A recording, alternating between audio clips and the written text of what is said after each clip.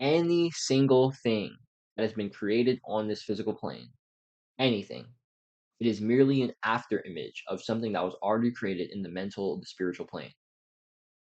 And so if there's something that you want to create in the physical plane, you have to stop focusing strictly on the physical plane. And you have to think, okay, how do I get in the mental and the spiritual planes? How do I create this internally so my external reality shifts effortlessly? How do I shift internally my mindset, my beliefs, my emotions, my paradigm? How do I shift internally through inner work, through mindset, through learning, through introspection, through experimentation, through action, whatever? How do I shift internally in order to raise my frequency and therefore be at a frequency that attracts the reality that I want to create, achieve the goals I want to achieve, live a more conscious, a more creative, a more consistent, a more fulfilled life with a thriving business, with a loving partner, with amazing friends, whatever that looks like for you. How do I shift internally? Because like I said earlier, the reality that you're experiencing has already been created by a previous version of yourself. And so you have to get to the cause and stop focusing on the effect. That's what the rest of this video is going to help you do. Mystics who are truly familiar with the laws of nature and operation of cosmic methods know that personal control over their own affairs and the use of their will to regulate conditions must be directed toward changing the cause of conditions rather than denying the manifestation of these causes. True mystics know that it is wrong and unsound to admit outwardly or inwardly the existence of a condition that is not real. Mystics will not accept that they must continue to suffer from pain, disease, poverty, or the lack of necessities. They will even go so far as to deny these things the power to enslave them. Mystics are quite positive in their negation of omnipotent power assigned to material things of their earthly life to control their lives and to limit the enjoyment of cosmic blessings.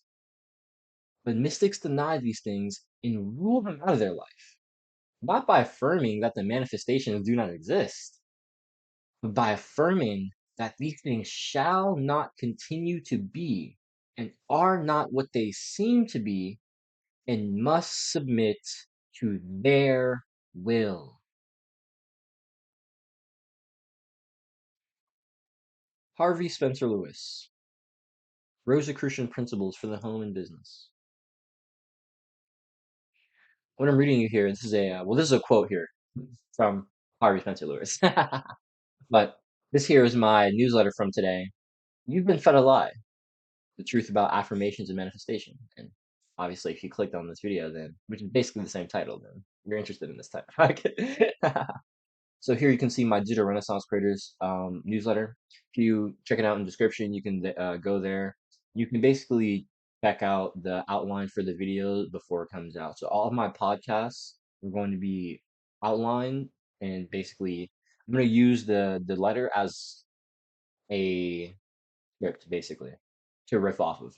Color in between, maybe tell some stories, give some analogies, some visuals here, maybe some extra nuggets, some tangents will go, stuff like that. But the outline is going to be the letter.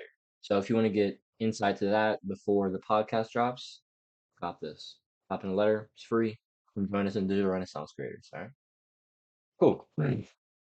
So this this quote is, I like this quote a lot because it emphasizes people's focus on the manifestation, which is an effect, instead of focusing on the cause of the effect.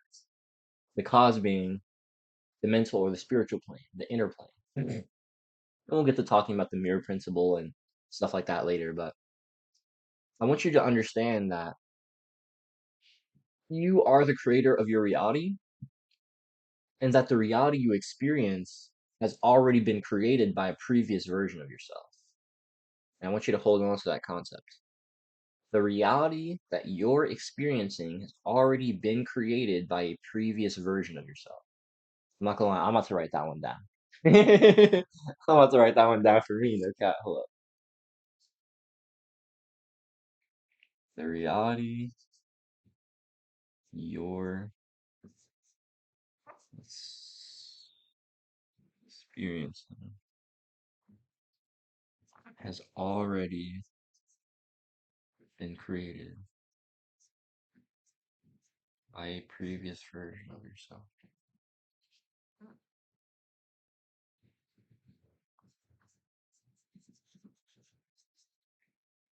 Sure. I'm not gonna lie, that's kind of like the theme of this video. Ah, it's good. I like that. I like that one. Okay. So yeah, the reality you're currently experiencing has been created by a previous version of yourself. Hold on to that, right? Get into it. The lie. I feel like anyone who's been on self-improvement, personal development, or a conscious spiritual journey has come across affirmations. They've been framed to be a powerful tool that can redirect the mind or manifestation, okay, can redirect the mind for manifestation and positive change in your life. Sounds awesome, right? It is. However, there's an important caveat that most of us in the Western world have missed. Over the past couple days, I'm getting into this book I quoted from earlier, Rosicrucian Principles for the Home and Business by Harvey Spencer Lewis. I'll be quoting more from this book in the letter. Harvey, or H. Spencer Lewis, as he often penned himself as, was a modern mystic and American occult writer, an American occult writer in the early 20th century. He became so highly regarded in mystical practices and metaphysical laws that he became the founder of the American Rosicrucian Order. AMORC or AMORC. I don't know if it's supposed to be AMORC or AMORC, but it stands for Ancient and Mystical Order of Rosicrucians in 1915. That's when it was founded. And this is a symbol here. I don't know why it came up like this. Now let's search one actually. AMORC. I don't know why it came up like that. The other one. It was weird.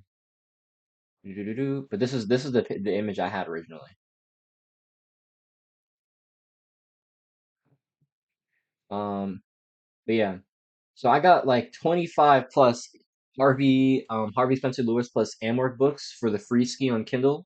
So if you're interested in Rosicrucianism, mysticism, esotericism in general, there's some free sauce here. Don't even need a Kindle. You just cop the Kindle app, get them on your phone, just hop on Amazon and download them there.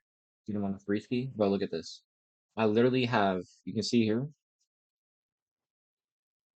zoom in on that thing. We got y'all. Got y'all. Boom, you can see this. 30. Boom. And then I'll show you. Hold up. Click on this shit. Look at all these. Boom, boom, boom, boom, boom, boom. I think I was all of them.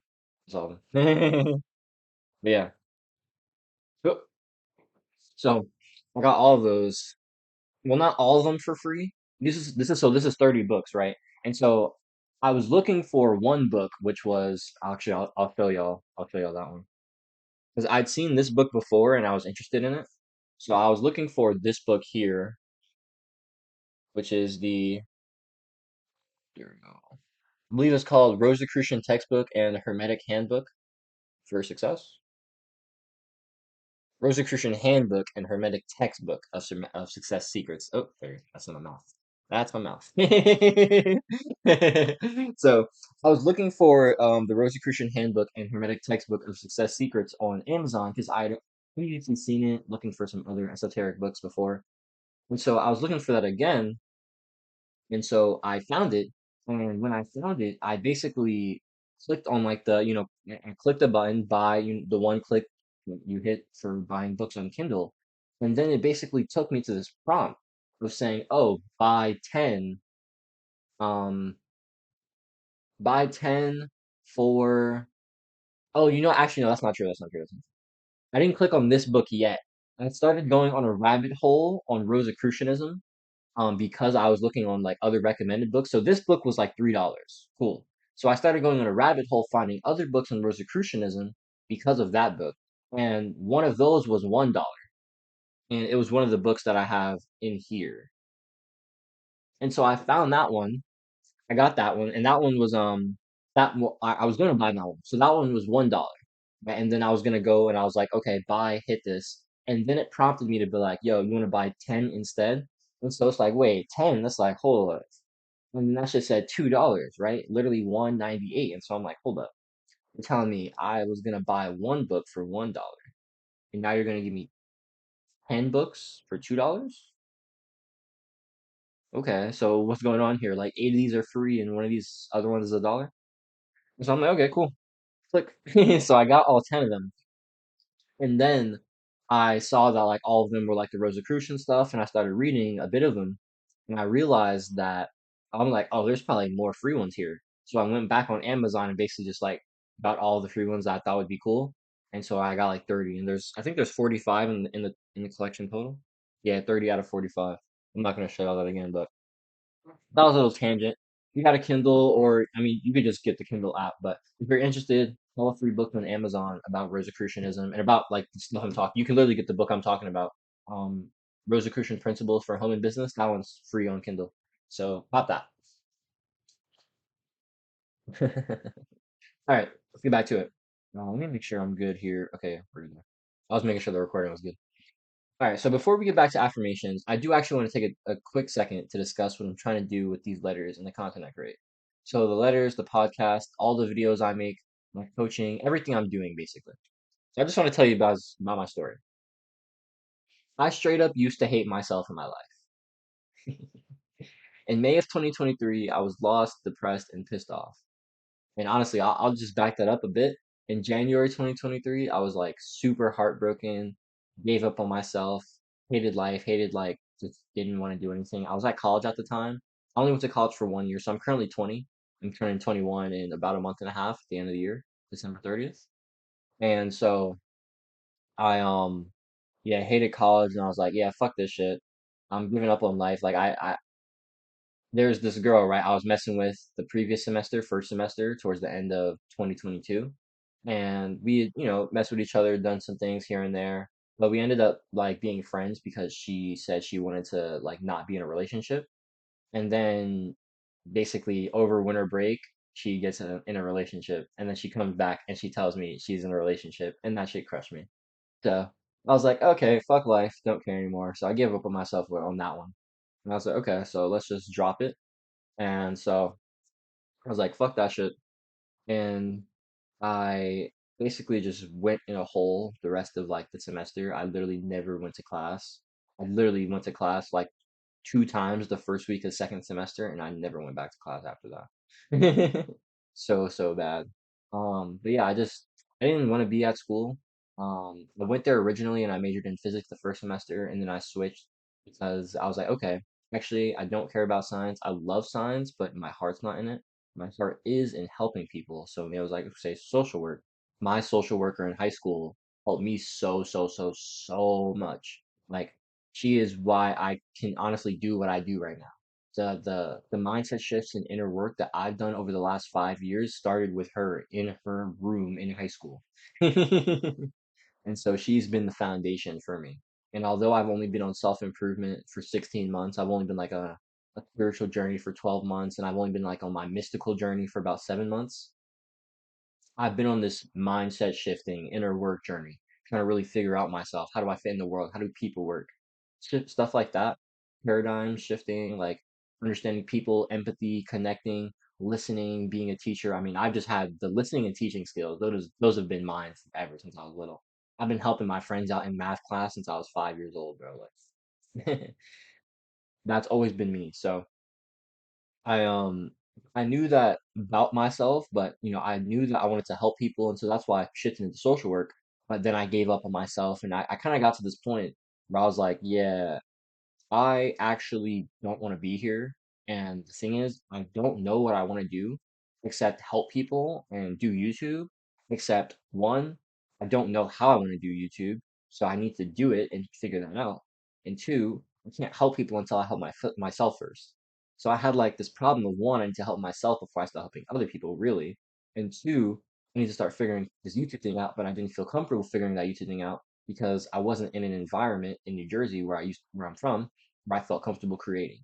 Because the environment I used to live in, whether that was, back at college in my dorm room or in um my home in New Jersey, I just felt not very safe because I had judgment, I had a lot of things I had to work through. I had a lot of internal blockages that I had to work through, feeling that I couldn't be authentic, blockages not allowing me to be vulnerable, things like that.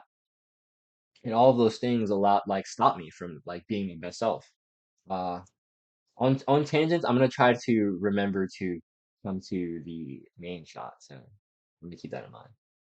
But yeah, basically, I was saying all of that to give you a little more background on my story. So I basically was like go down that like darkest I've ever been, March 2023. I mean, like the first quarter of 2023, January to March 2023.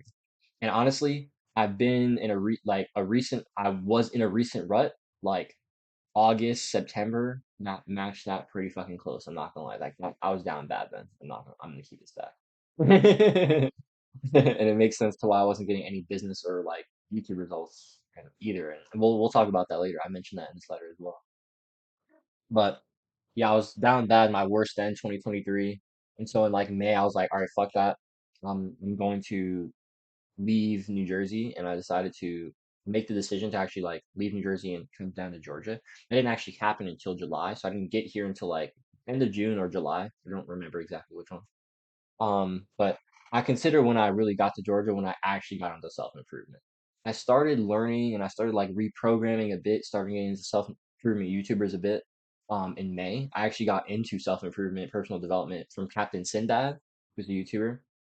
Shout out on the kill. It's the goat right there. But yeah, that's kind of just a bit more about my backstory. I don't talk about this in the letter, so I'll just say this up front as well, just so you guys have a bit more context about me before we get on with the rest of this. In terms of my spiritual journey, I um I grew up Christian. So you guys, I don't know if you can see here. I got my Bible here. Can you see that there? Yeah, there you go. I have a Bible here, but I grew up Christian, fundamental Christian, and I never fully resonated with fundamental Christianity. And it was weird because I was like, this is interesting. I believe in God and I feel I feel like I've been connected to God at times. And I believe that like everything happens for a reason. I love Jesus. Jesus is awesome. Jesus is like the best. Like I've always been super like Jesus is so cool. You know what I mean? And I've always kind of been infatuated with Jesus and that embodiment, that persona, like not the persona, just the embodiment of divine consciousness and the impact that Jesus was able to have. It's so cool. That's always moved me, honestly. That's always shifted me. That's always been profound to me. It's always been um that's always resonated with me in my being. But that got fairly blocked for me a lot growing up because I didn't really resonate with my grandparents' church. That I basically was that was basically my only way for spiritual growth, I guess. You know what I mean? That was basically my only vehicle, my grandparents' church, and I didn't like their church really. I didn't like how they would worship for like 2 hours before they got into the sermon. I didn't like how the sermon would be like 4 hours, and we'd be sitting there for like 6 hours a day. I'm like, what the frick, bro? Like as a kid, I feel like nobody wants to be in Sunday. One, I didn't even have Sunday school then. Sometimes I did, but I only went to church really until I was like 6, 7, and then my grandparents allowed me to just like stay in the crib, play video games.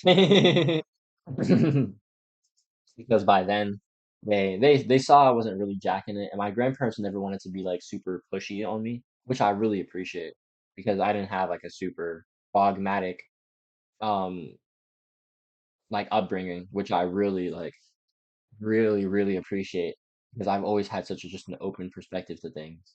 And I feel like that's why I've been so receptive to this mystical, esoteric journey, and why I'm so receptive to being a fucking online entrepreneur.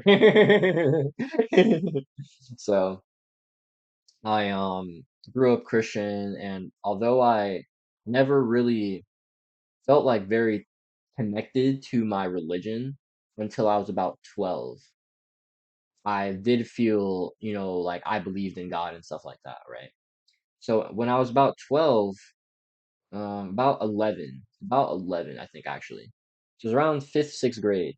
My dad, when we still lived in New Jersey, we started going to this church called Montclair Community Church.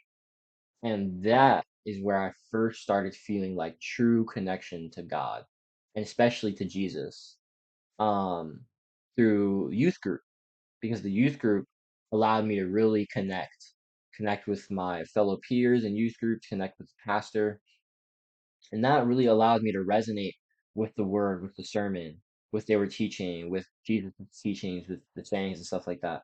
And that just allowed me to feel so much closer to God, so much closer to Jesus, so much closer to myself, honestly.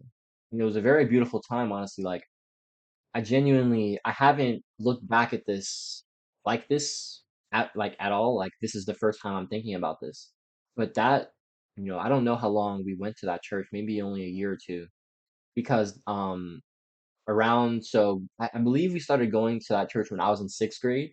And after my seventh grade year, my family left New Jersey. My dad and my stepmom and my brothers left, and myself actually left New Jersey, came down to Georgia. I actually only stayed for a year and then I left. And after eighth grade, and then I came back down here after a year of college. So that's my timeline.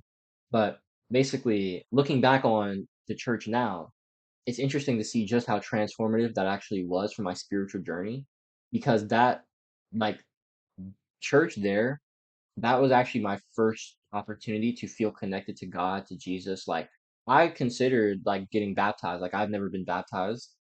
Um, but I considered it then because I felt so connected to God and to Jesus, and I feel like, oh man, I want to serve God, I want to serve Jesus. This is awesome, man. You know what I mean?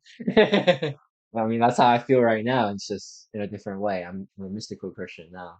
And we'll talk a bit more about that in a little bit, in a couple minutes, as I keep telling you about my story.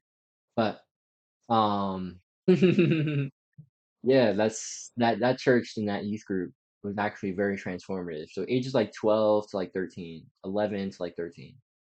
Um, but high school, I didn't really have much spiritual connection besides like the Instagram astrology, you know what I mean? You guys know what I'm talking about. Besides that, I really didn't have any like connection with spirituality, esoterics, even religion at all, honestly. Not even really philosophy or anything like that. Just really wasn't into it at all. I did get into astrology at times, and I found astrology extremely interesting, and so I've always been very open to the divine, or very open. Like, I've always been someone who is like, everything happens for a reason. I've always fundamentally felt that in my heart, knew that, believed that. I've always seen that play out in my life, and I've always gotten that reassurance. That's honestly a belief I've like had it ingrained in me. Like, everything happens for a reason for at least like the last like 6 or 7 years. And so that's also a contributing factor to why I've been so open to my spiritual journey. I've always had a growth mindset. That was actually a value that my elementary school instilled in me, so I appreciate them for that. But I basically decided to um after so yeah, high school, college, not really much spiritual stuff, right? Cool. So after college, right, when I decided to leave New Jersey and come down to Georgia, I got into self improvement. I started learning more about myself, about business and science specifically. So, advice I love to give to people who are just like beginners or anything, like if you want to start a new skill, if you want to start reprogramming yourself to start hitting a new goal, whatever you want to do, start creating a new reality, start with what you consume. Start with the books you're reading, the content you're consuming, the people you're around. All of those things are influencing what you think, what you believe, how you feel about certain things. I'm going to talk about the mirror principle in this podcast, in this letter. But I want you to understand this very important concept in the mirror principle, which is that of the mirror reflects two things. It reflects your self identity, your self image, right? What you believe about yourself, and it reflects what you believe about your world, your paradigm. Hold on to that. The mirror reflects your identity, what you believe about yourself, and your paradigm, what you believe about the world. And so, you know, I decided to stop using the YouTube channel that I've been using for the past like 11 years, like 12, 13 years to like consume content regularly. And I created this channel, JC Dubs, to start following entrepreneurs, creators. Um, Danco was my guy.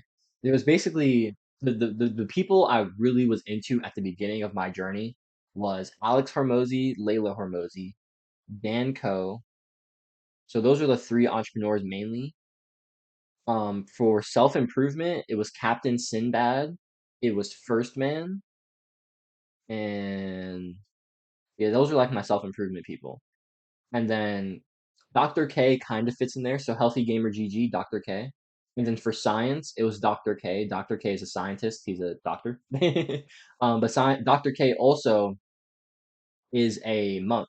So Dr. K has been very well versed in Indian spirituality and yoga and like monk and even Buddhist traditions, meditation, things like this.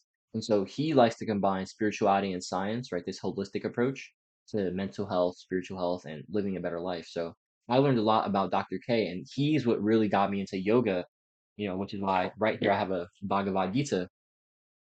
I love yoga. I've learned so much from Dr. K. I've learned so much from yoga teaching, from meditation. All of that has helped me so much on my journey. So Dr. K's approach to science and spirituality has helped me a lot. And Huberman, I was big on Huberman back then. I haven't been big on Huberman at all in like the past. I got out of my science hinge, and I got like when I got really on my when I got in my mystical journey, I stopped getting into science basically, and I was just like, whoop, spirituality, woo wah.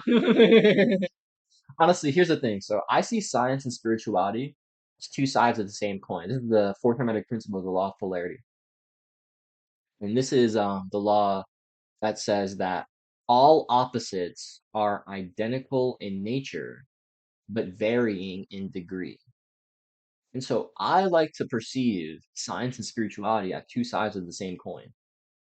They're disciplines that are understanding the nature of the self and the nature of reality, the world, the universe, whatever. And so, like, I like to see science as a bottom up approach and spirituality as a top down approach. So there's three planes of existence. There's the spiritual plane, the mental plane, the physical plane. And so science works from the physical. It takes a materialistic approach, the material plane up, from the physical plane up. That's how science works. And spirituality takes a metaphysical from the spiritual plane down approach. So spiritual, mental, physical. So that's how I metaphysical, a mentalism approach. That's very important. So materialism versus mentalism, physical versus metaphysical. Very important. So that's my views on science versus spirituality. But that was kind of just like a little tangent. But basically, I've actually been getting back into Huberman. I want to start getting more into science again, especially quantum stuff. But basically, when I was reprogramming my mind a year ago, or about 16 months ago, back in July, those are the people I was getting into: scientists, entrepreneurs, creators, people that I was inspired by, people that I wanted to be more like, right? I wanted to understand myself more and I wanted to help people. And I thought that science was going to be a great way to help me with that. So I followed scientists, people that I thought could help me understand myself better, my mental health. I wanted to be an entrepreneur, so I followed entrepreneurs. I wanted to improve myself, so I followed self-improvement YouTubers. See what I'm getting at here? So reprogramming yourself with people that you want to be more like, people that values you want to download. That's something that I recommend to a lot of people. Um, so that's where I was back in July. And so started getting more open to spirituality because of Dr. K, like I said, and him talking about yoga. And then in November, that's when everything changed. So in November, I found Hamza, or I think it was the end of October I found Hamza. But Hamza Ahmed's a self-improvement YouTuber. And I found Hamza, and eventually once I started getting into Hamza enough, he mentioned this book, The Way of the Superior Man, enough times, and he hyped it up enough that I read it, or I got it on Audible, and I listened to it. First time changed my life, and then I basically listened to it again, I think, in a week. The second time, it was so profound, like everything shifted. And the way of the Superior Man was so helpful for me in terms of understanding one, the masculine and the feminine dynamic in reality in life, but especially in man and woman in a relationship. Because when I understood that dynamic, everything helped and everything shifted, and it made me understand why I didn't. I mean, it helped me understand why, like, my contributions to the girl I mentioned earlier who got with the other guy and didn't want to be with me. I feel like this book helped me understand why she didn't want to be with me, right? The contribution I played in that, right? And obviously she had her own parts, there were things she was dealing with, of course. But I was basically this book put into my awareness all the things that I definitely did wrong that definitely contributed to me fumbling that bag, basically. And so that was like a big wake up call for me in terms of the masculine feminine dynamic, in terms of it also helped me with the man, understanding a man's purpose. It very much connected with me. Like in that first part of the book is about a man's way. And then the second part is understanding women. The third part is the masculine and feminine energies and that dynamic. And so the way of the superior man is just so, so, so amazing. I love, love, love that book. And this book is like, I'll read it to you. The Way of the Superior Man, a spiritual guide to mastering the challenges of women, work, and sexual desire. So it's a spiritual book. um, like honestly, actually, I really need to reread this book because rereading this with my esoteric lens now would actually be so insane. I haven't gone through this whole book in a year. I've gone through a bit of the first two parts. There's six or seven parts to this book. I only mentioned the first three just now. And all seven are extremely valuable. Um, I went through the first two maybe about a couple months ago, but I haven't recently. So I really want to do that. That's actually gonna be my next read actually. So yeah. But yeah, Way of the Superior Man in November when I started getting into Hamza, that is what really planted the seed that got me into my conscious spiritual journey. And so that was in November. And then at the end of December, so literally the last day of the year, end of the year, December 31st, the day after my 20th birthday. So my 20th birthday was December 30th. So 21st, December 30th, baby. Make sure y'all put that in your calendars. um, my family and I, we had went to a New Year's Eve sermon at a new church. And it was actually a church called Change Church with a pastor, an amazing pastor called Dr. Darius Daniels. He actually has a YouTube channel. Highly recommend his stuff. Even if you're not Christian, I honestly recommend his stuff. Um, um, but yeah, I basically yeah, yeah, we went to the sermon. Yeah. Somewhere in the sermon, right? Pastor was speaking, and he said that if you got through a time where you didn't know where you'd get through, if you got through a hard time this year that you didn't know how you would get through, it's because God got you through it. And that was the moment for me where like everything shifted. Because that was the moment where I realized that, oh shit, in January, February 2023, March 2023, when I was in hell, I never knew how I was gonna get the fuck out of there. And yet, here I am. And at December, bro, let me tell you this real quick story actually. So I was maybe the last week, a few days before this happened, so before I went to the church. I was going through my notes, cleaning out my notes, just like deleting old ones. So this took like 2 hours because I had like hundreds of notes in there. But I'd seen one that said 2023 goals. So I'd literally written it a year ago, 2022 goals, right? So at the end of 22 for 2023. And it was like 20 or 30 things on there, something like that. And there was a bunch of things I wanted to try, experiment, just things that I wanted to do for myself. And I'd written it at the end of 2022. However, I hadn't viewed it at all since January of 2023. Why? Because when I got heartbroken, I gave up on myself and my goals. and I just went into a pit of escapism. And you know what's crazy? I looked at this list of 20 things, and I achieved like, I think it was like 10 to 15 of them. And I'm just sitting there like, holy, that's crazy. That's God's will right there. And so when I'm in church that day, it's just like, boom, it's just like everything's hitting me. It's like, holy, I would not have gotten through this out. I would not have gotten through that without God. I would not have gone through a year without God. Like, I'm so thankful for God. It was such an opening and heartfelt moment for me. And that started opening my, my, started opening me back up to Christianity again. And throughout the first, quarter of the year, I told you guys earlier. Actually, did I say that? I don't know if I mentioned my mystical experiences, but I had my first mystical experience in the first quarter of this year, 2024. I don't remember if it was which month of the first 3 months. I know it was the time though. And my second one, I know was August 6th. Um, but I had my first mystical experience in a prayer, and I just watched a YouTube video. It was pretty funny. It was actually a pretty cool video by this guy named I M Beggar. So capital I, capital M, capital B, and then Eggar, I M Beggar. And he makes like animated videos on like Christian themes and like concepts.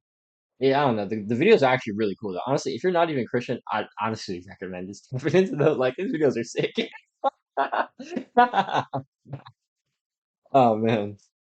But I basically watched that video, and it was a video about prayer. They're like how you should pray, and it really just resonated super deeply with me about like, oh yeah, thanking God for what God has given for you, and asking God to um forgive you for what you've done, and forgiving yourself, and asking God for guidance on what you should do, and asking God on how you should move about the things that you want to create, things like this. You know what I mean? It just resonated so deeply with me. So I'm like, oh yeah, what? So after I watched the video, I'm like, yo, bet I'm about to hit this thing. You know what I mean? To hit this thing, boy.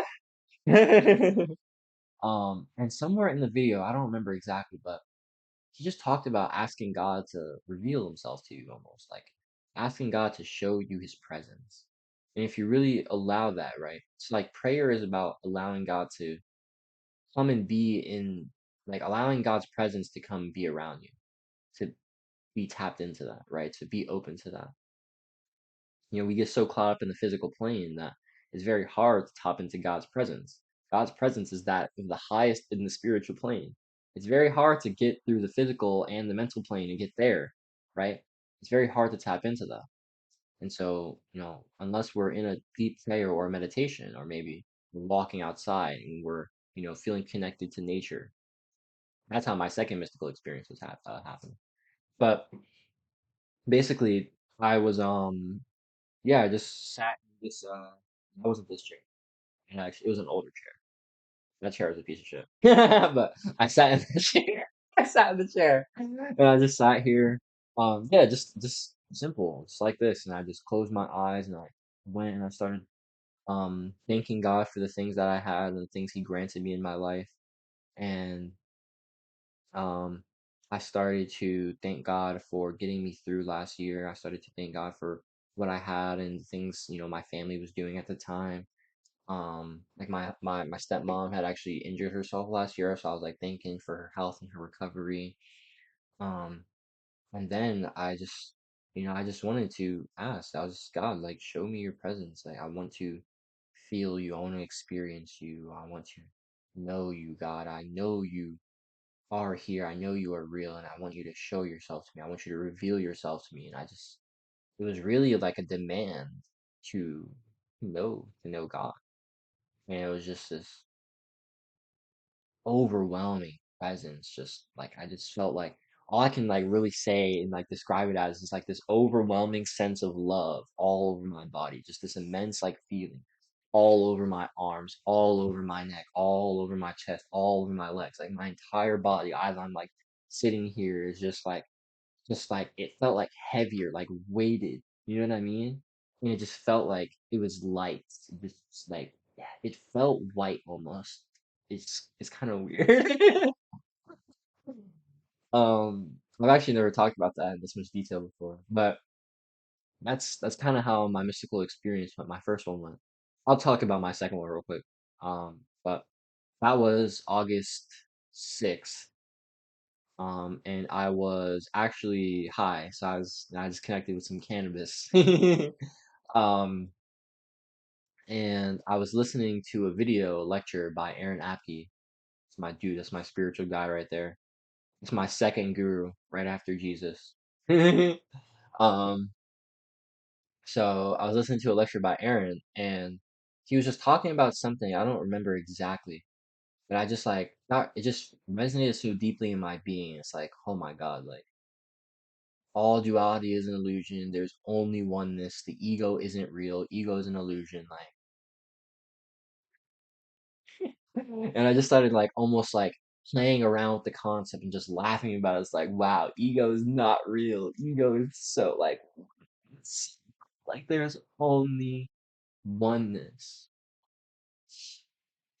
And I kind of like just, I almost laughed myself into this mythical experience of just like it was exactly how I felt in the first one, just immense feeling of like love and like just like it I felt light almost like all over my entire body.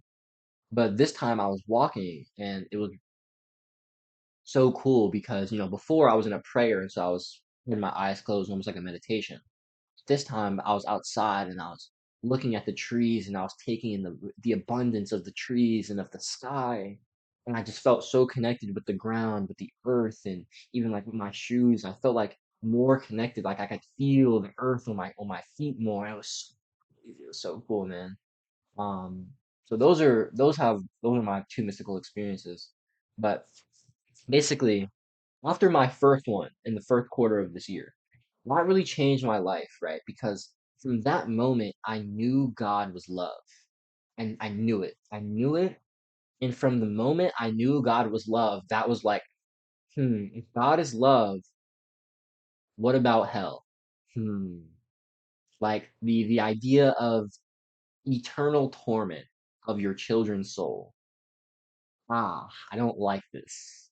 What about what about uh there are Bible teachings about um anti-women or anti-gay, and it's like, yeah, that's not me, gang. That's not loving, in my opinion. In my opinion, love is allowing anybody to love whoever they love, because love is accepting and love is caring and love is open and love is free. Love respects free will. Love does no harm. And so, there are these fundamental Christian dogmas like hell, like the rapture. Um, I'm trying to think of like something else. Like separation from God. God is outside of you. Like Jesus is the sole son of God. Like that one, that's one. Oh, like ooh, this one gets me. This one gets me. Aaron Aki, who I mentioned earlier. Aaron's actually the trigger. He was the trigger for my spiritual, like my mystical journey. I found a podcast he did, the Know Thyself podcast, and it was about Jesus and mystical Jesus, basically. I found that back in April, and I just went like head deep on his teachings. But Aaron, he um he had been like headlining what he's calling the gospel conspiracy, which is how the gospel of Jesus, how replaced by the gospel of Paul, and how modern fundamental Christianity is actually Paulianity, and it's Paul's religion and it's Paul's teachings and not Jesus's teachings. And that's why I'm not a fundamental Christian anymore and I'm a mystical Christian, because I still love Jesus and I want to follow Jesus. I'm going to follow Jesus's teachings and not those other ones. Jesus taught the way of love. And that's what I want to talk more about that. I actually have a couple of videos. I'm interested in, if you're a fundamental Christian or you grew up like that or you're interested in Christian mysticism, you're just someone who has an open mind, hearing more from the great Nazarene master. In my opinion, Jesus was the greatest metaphysical teacher of all time. Like this guy's non-dual teachings. If you read the Gospel of Thomas, huh, read the Gospel of Thomas, you'll be like, this guy Jesus was on something.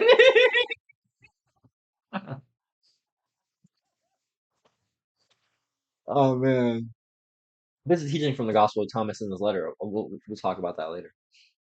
But I have a playlist called the Gospel of Love here on my channel that you can check out if you're interested in hearing more about my perspective on Jesus and mystical Jesus.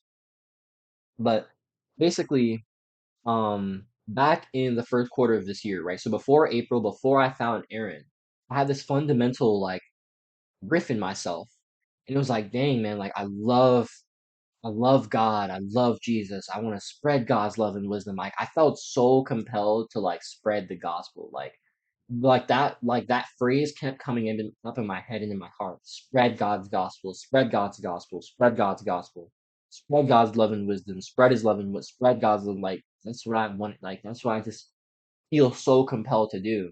I'm like so obsessed with like spirituality, esotericism, mysticism, occultism, metaphysics, so obsessed with all these things.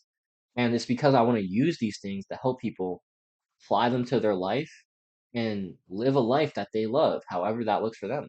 Like I'm not just fucking spiritual woo-wah one trick. As you can see here, I don't know, besides Nero, obviously Nero, I'm sure you guys know Nero if you're watching this video. But besides Nero, I don't know who's out here wearing a goat hat, sunglasses, and a Fendi hoodie talking about mysticism. Just saying. Just saying. But I got some art supplies right here. I love art. I love science as well. Um, Obviously I love spirituality. I love math. I love creating. I love YouTube. I want to get more into filmmaking. I like to write. I was writing this newsletter with today. If you go on Substack, Substack is the platform that I host my newsletter on. Um, if you go on the Substack app, it basically shows you how long of a read it is based on your reading time. And my reading time is actually fairly quick. Bro, this shit is a 18-minute read. This shit is long. So, I don't know how long we've been recording, but obviously you clicked on this video knowing how long it is. I didn't sign up. I didn't hit record knowing how long we'd be going, but we're gonna be in this one for a minute because I've been rambling just talking about my story, and we actually have an entire newsletter to get through. So, um, hey man, this is what I'm here for. If I didn't like running my mouth, I wouldn't be doing this. I'd probably not like be on the time or some shit. Fortunately for me, I fucking love running my mouth. Yeah. But yeah, guys, so I had this fundamental riff. Dang, I love Christianity, I love God, I want to spread this, but I love Jesus, but there are some under Christian teachings, and the devil is like, I like evil, it's like, and it's like this just it didn't feel right with me. You know what I mean? And so in April changed, just everything changed for me. Right. And so that's when one, I'll have this actually have this experience where I was at the park and I was just thinking, I was kind of just going back and forth with myself, trying to figure out why I kept hitting a wall. Why I kept hitting a wall. And I realized I was like, oh, okay. I haven't been making progress that I want in business. I haven't been making progress that I want in self-improvement, in life in general, and doing the things and being the person I want to be because I've been trying to do it alone. Simple. I've been trying to do it alone. I have not been doing it with God. That was my problem. And it was just this like childlike realization of like, oh, I've been trying to do it alone. But now it all makes sense. Let's not do that anymore. Let's not do that anymore. And so from there, that's when I started going like that's when I really started embracing God more. And then I think it was not like it was within a week I found Aaron like the end of April and it was like boom, that's when it was over for me. I found that podcast, started going deeper into mystical Christianity, I started going deeper into yoga. Um Started going super deep into the Hermeticism, read the Kabbalion. Fucking love the Kabbalion. Actually, I didn't read the Kabbalion. Well, I read some of it, but I read and listened to the Kabbalion. Love the Kabbalion so love the Kabbalion. Um uh so yeah, man, I am someone who wants to take all these different types of perspectives, or all of these religions, philosophical perspectives, right? These esoteric, mystical traditions, all of these ancient wisdom traditions. Right? I'm someone who's very interested in putting all of them together and giving you a holistic perspective, a perspective that takes into account what everything is saying, like what everyone is pointing to.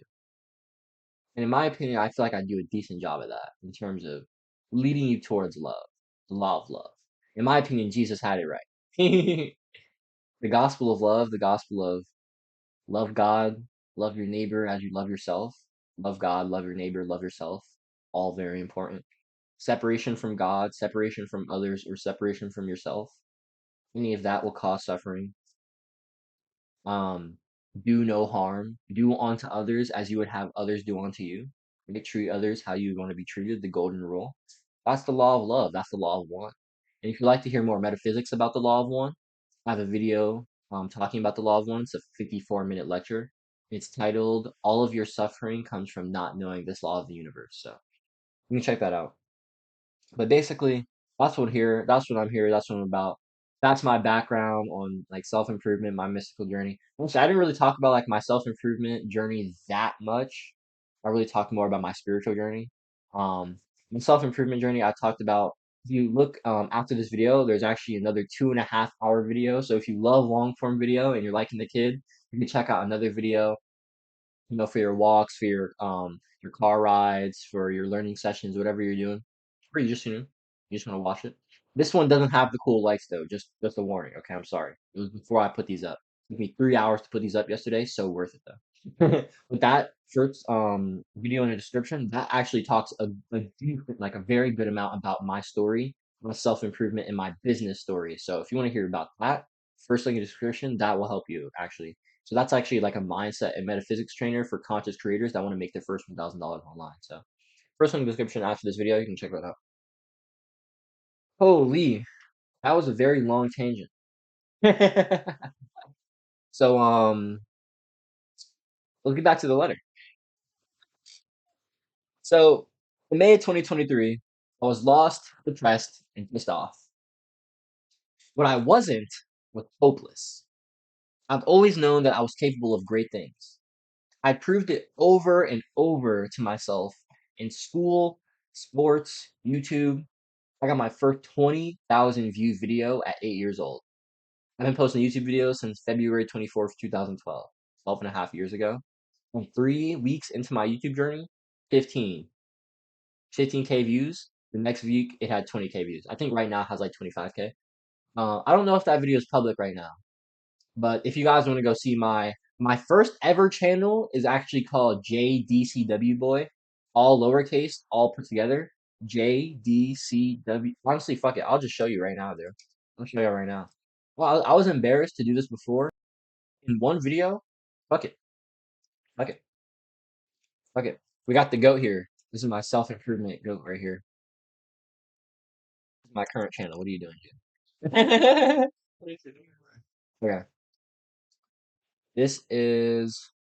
Oh wait, no. Jesse James. Dude, that was a good video. I'm not even like a Jesse James West guy, but that was a good video. Okay, here we go. This is me. This is my first ever channel. This is the first video I ever uploaded. Look, just know I know my date right. I have this ingrained in my brain. Boom, boom. Come on, come on. Give me the money. Give me the money. Give me the money. Give me the money. So this was the first ever, but I made this channel on my mom's email, and then I couldn't have access to that email anymore. And so I had to then create this channel. I don't know if it'll pop up because oh, there we go. Doesn't call my name. I don't have this video public anymore, but let me see. Damn, I don't. Honestly, fuck it. I'll show y'all. I'll go in here and show y'all like real quick. Oh, damn, it's not on this one. Pull up. I got y'all. I'm so committed to this right now. I'm so committed to this right now. Don't worry about any of this. YouTube.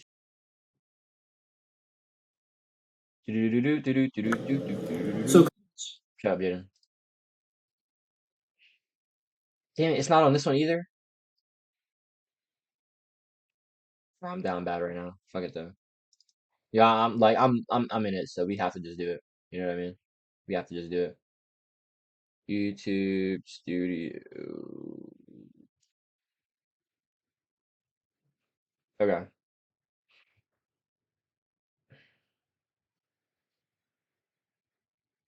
All right. Peep. All right. JC Dubs. To date still. It's a 12-year video, 12-year-old video. To date still my most viewed video. Right. Peep game. Forgot how to do this by views. Okay, there we go. Ah, shit. Forgot. How do I fucking just sort it by? Oh, there we go. Or not. Or not.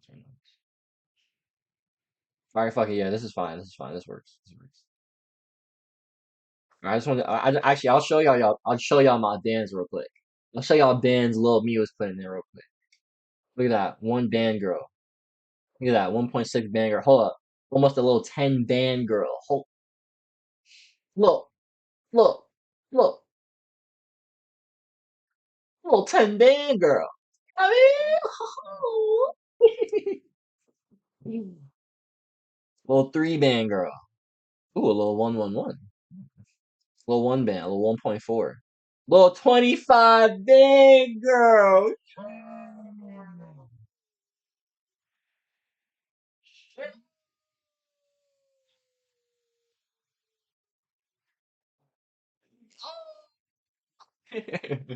哦 shit. 25 band girl. How to make a samurai more for paper. Yeah, I love Power Rangers back. But yeah, 3 band girl, 1.4 band girl. I think after this the views stop coming in. Yep, yep. Alright. So yeah, that was my early YouTube hero. So there. Alright, cool. So yeah, so that tangent was just to show you my early YouTube success. So let's get back to this. So I'd always known I was capable of great things. I proved it over and over to myself in school, sports, YouTube, friends, attracting girls, even my obsessiveness with video games that caused me to grind and become the best at any game that I love. Any single game that like I actually enjoyed, I I just came like, bro, Black Ops 2, Black Ops 3, what else? Black Ops 4, Fortnite, Overwatch, Rainbow Six Siege, Marvel Snap. Those 7 games put together, easily 10,000 hours. I'm not gonna lie, dog. Like that shit is crazy. Easily 10, like scoff. It might be like 15, dude. I'm not gonna lie to you. This shit is absurd. So yeah, but I always knew I was capable of greatness. I've always felt called to do something great. Always felt resonance with everything happens for a reason cliche, right? Like I told you guys earlier. Which, to be fair, is why I was so open to receiving spirituality and mysticism. But I got a feeling that a lot of us feel the exact same way about ourselves, especially anyone that's reading or listening to this right now. So much potential to be realized. The duality of untapped potential is both beautiful and dangerous. It serves as a goal to actualize, but it can also make us feel unworthy. Or maybe I should say, more unworthy than we already feel. Yeah, I got fucking sick of feeling unworthy. So in July 2023, I left my home state in New Jersey. Same as Harvey, by the way. Harvey, I know it's been a while for the podcast. Harvey Spencer Lewis, the guy I mentioned earlier, founder of the American Rosicrucian Order. He is also from New Jersey. So cool. And so I left New Jersey and I came to live in Georgia with my dad, July 2023. And over the past 16 months, I've struggled a lot. Limited beliefs, self doubts, body dysmorphia at times in 2023, feeling clueless, not knowing when I'd see the light with YouTube or business, weed, porn, alcohol, binge eating, binging content. I've definitely had my fair share of suffering and escapism prior to the last 16 months of me trying to change my life. When we decide to do something, when you decide to do something about it, that's when the real work begins. And I've done a lot of real work to be proud of. I've learned so much about myself and the world, and and reprogrammed my mind from constantly negative and needing escapism to maintaining a neutral or positive mood most of the time. I'm no longer constantly at war with my demons. I didn't realize it then. The esoteric self-improvement was how.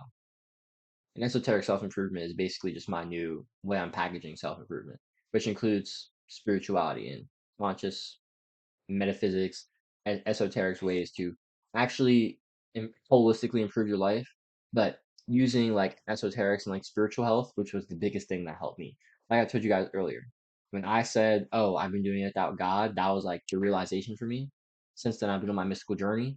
That's when I made the most progress. Like I'll give you this quick example. It's actually about to come up in here, but in my first 6 months of business, December to May, which was basically before I had that, oh, without God realization, I'm doing it without God realization. First 6 months, $0 online.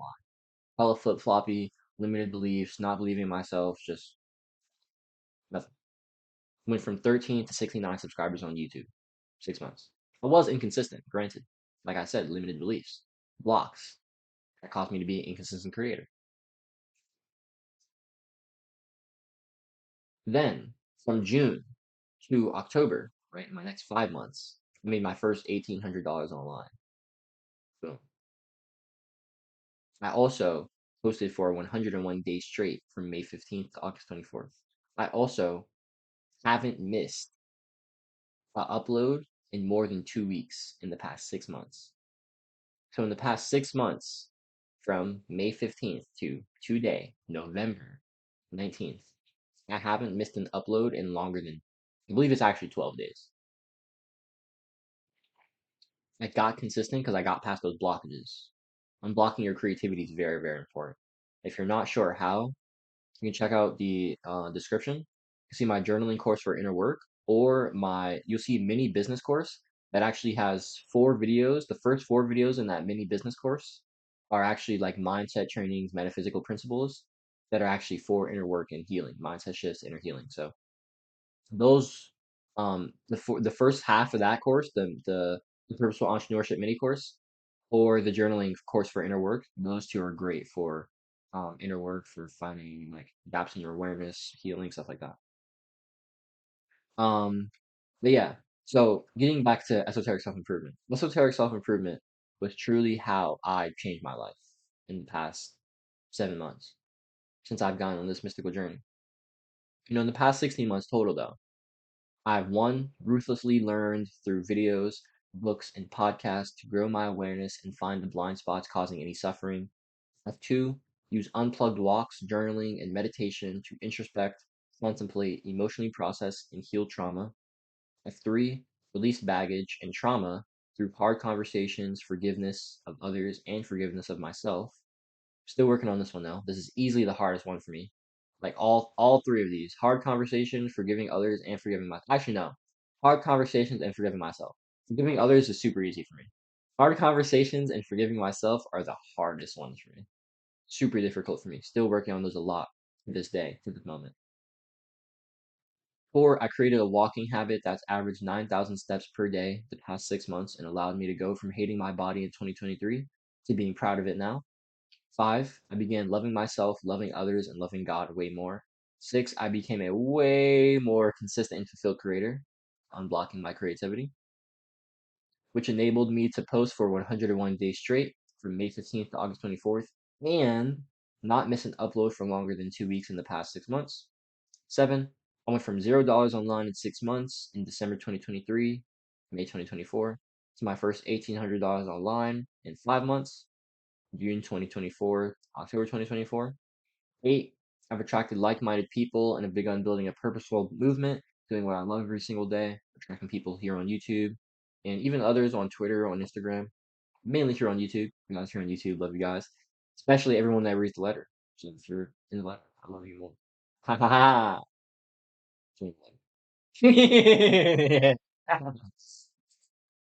If you just joined the letter, count. Here. Nine. Oh shit.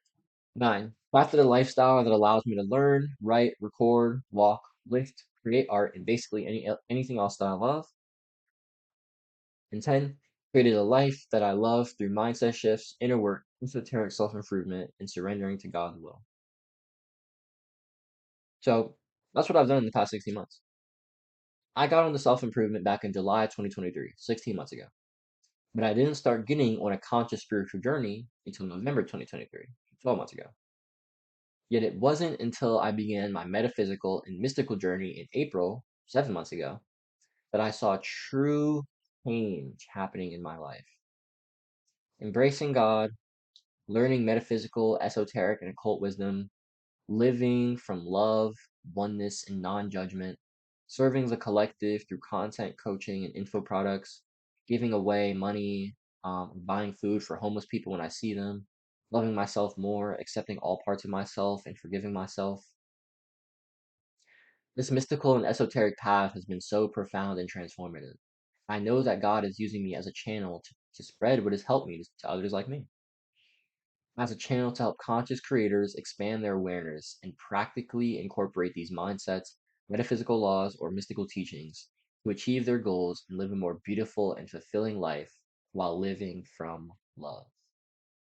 Hence, why I was reading Harvey Spencer Lewis's Rosicrucian Principles for the Home and Business, like I was quoting from earlier. Here's what the Rosicrucians believe about incorporating spiritual laws into everyday life.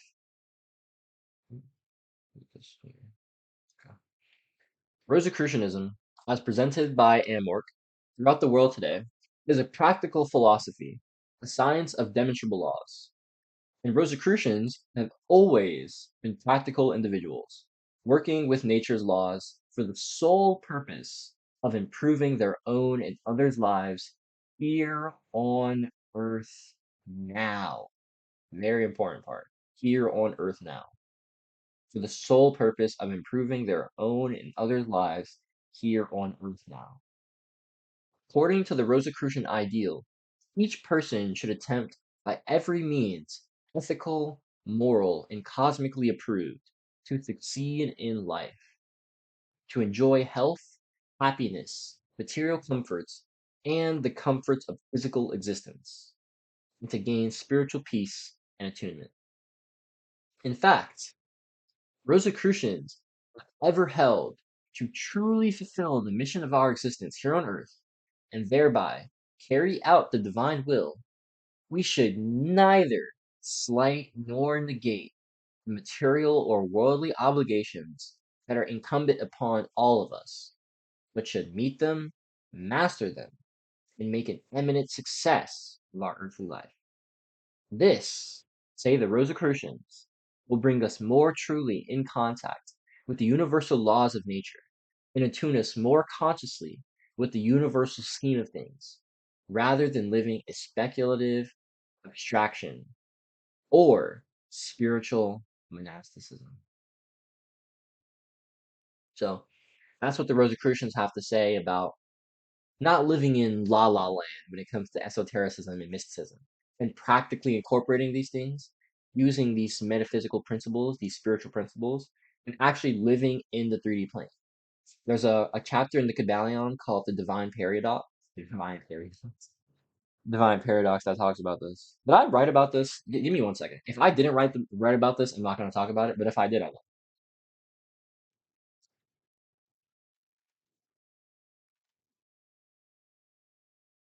Hmm.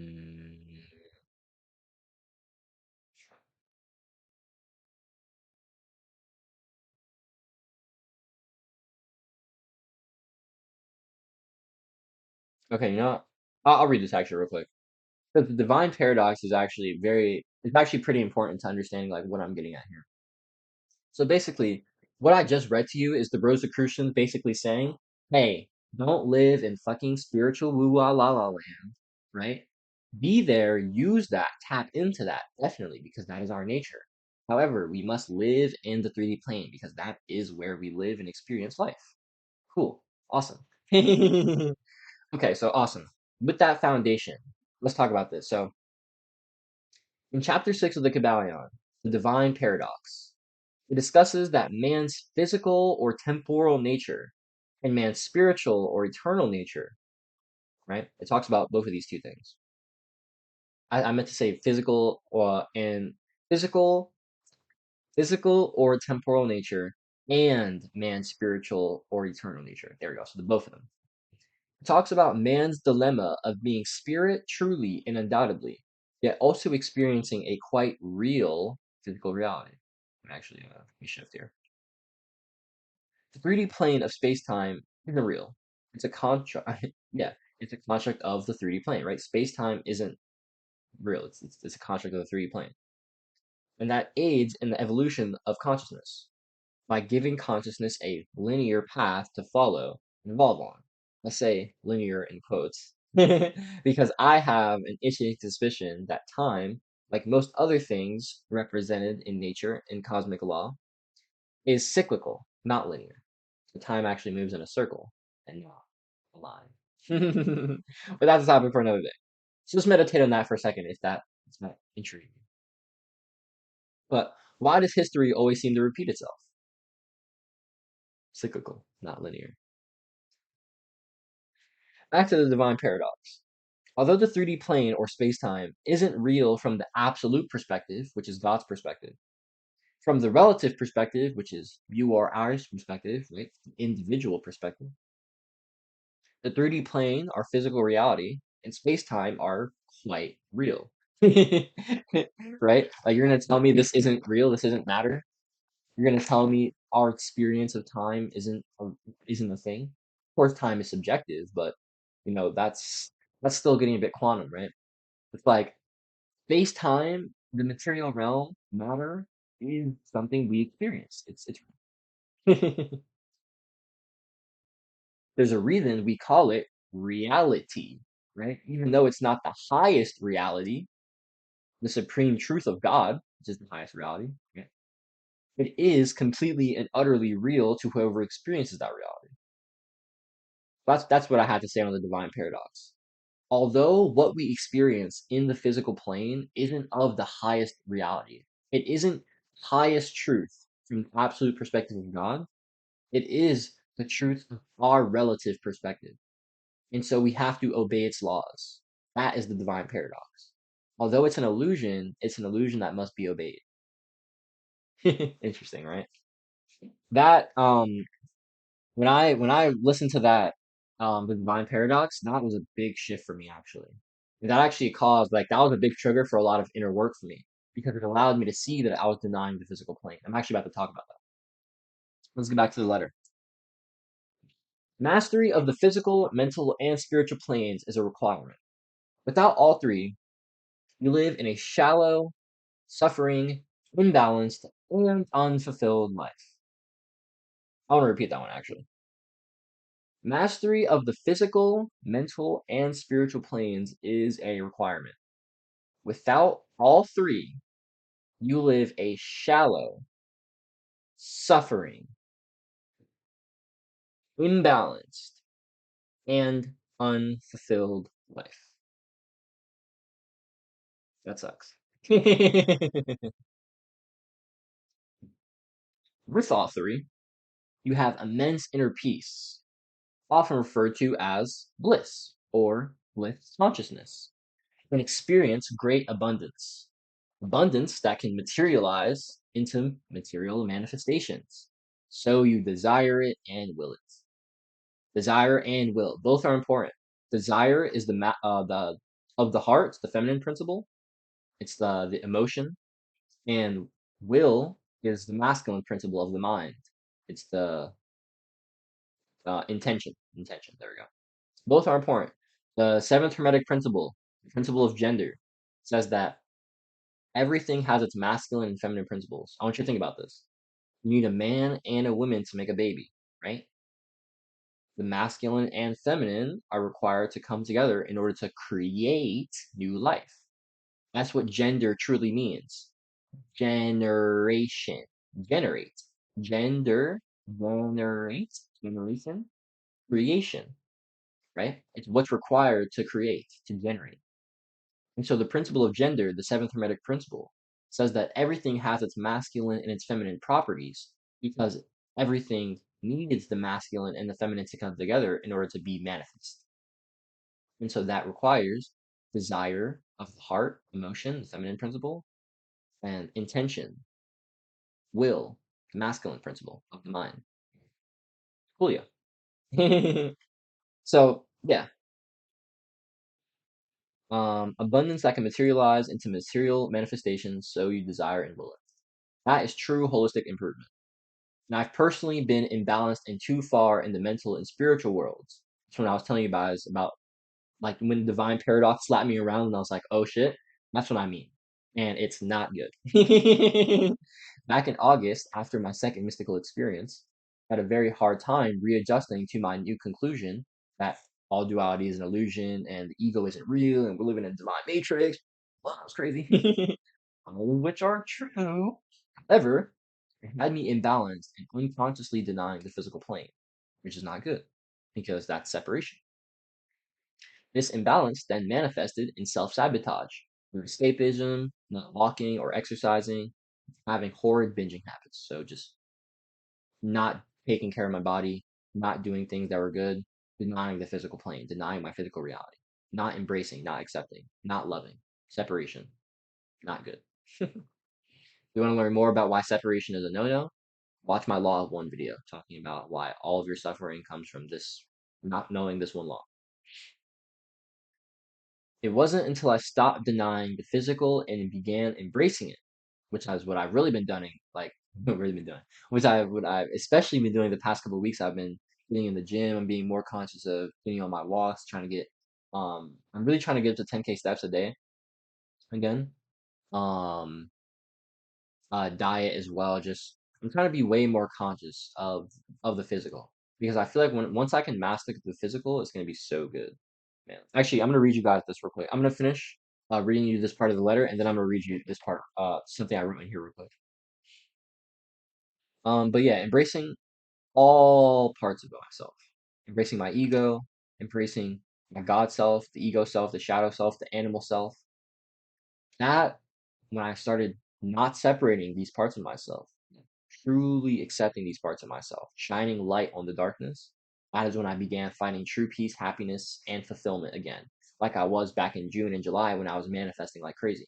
When I made my first $1,200 in July, because I had that so much momentum built up from there. My frequency was so high because I was rolling so much. You know what I mean? I was manifesting like crazy back then because my frequency was at the level to manifest like that.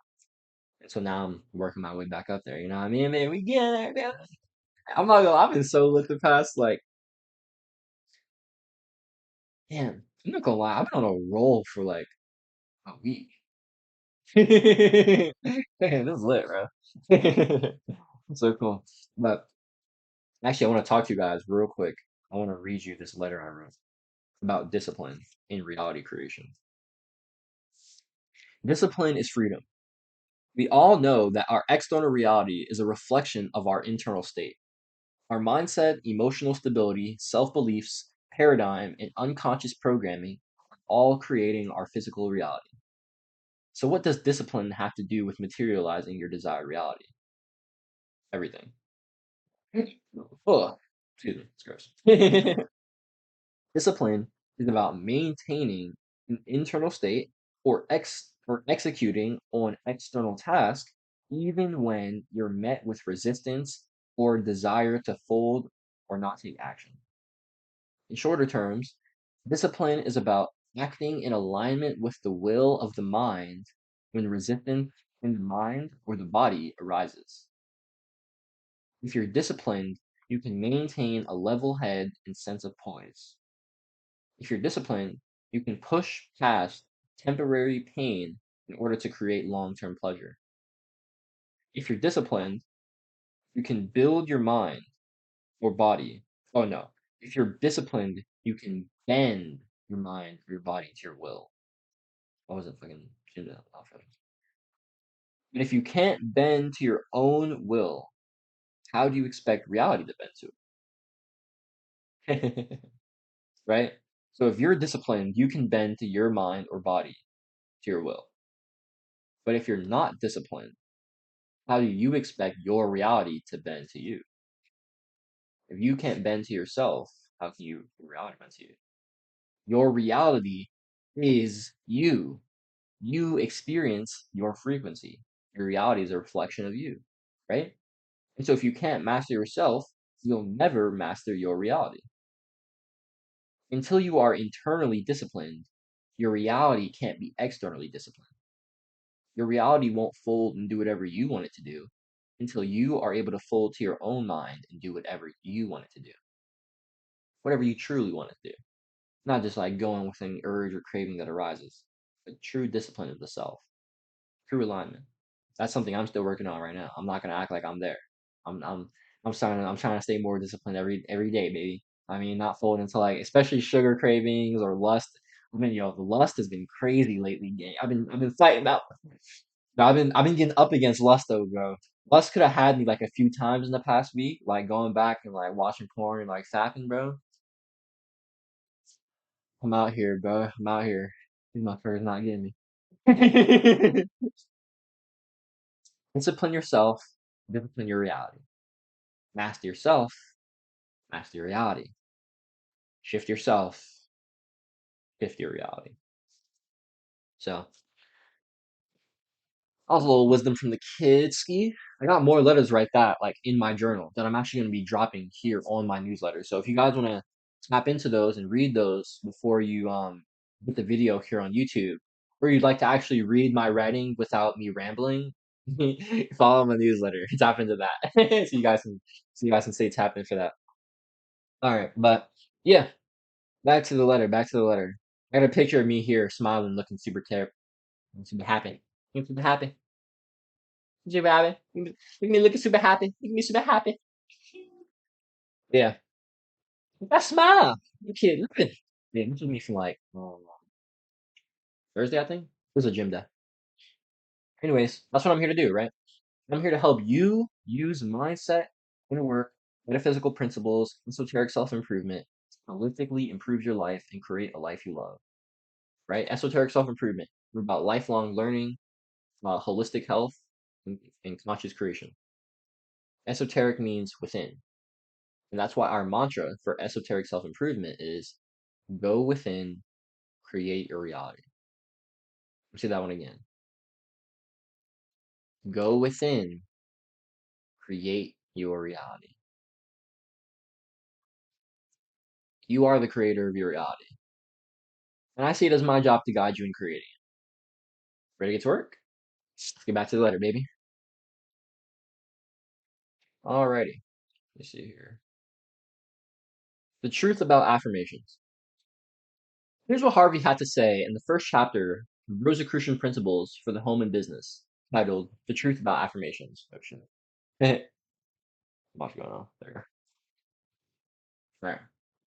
In the West, the value or usefulness of affirmations to affect one's physical, mental, or material conditions generally has been greatly misunderstood.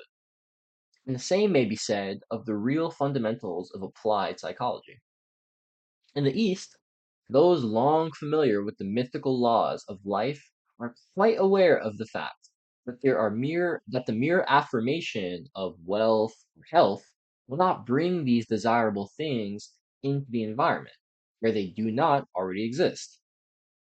The real mystics of every land, and especially those who have been thoroughly trained in the Rosicrucian principles, know that certain affirmations under certain conditions have some value and a real place in the scheme of things. However, they also know that an untrue, unsound affirmation is not only valueless, but really detrimental. That's not good.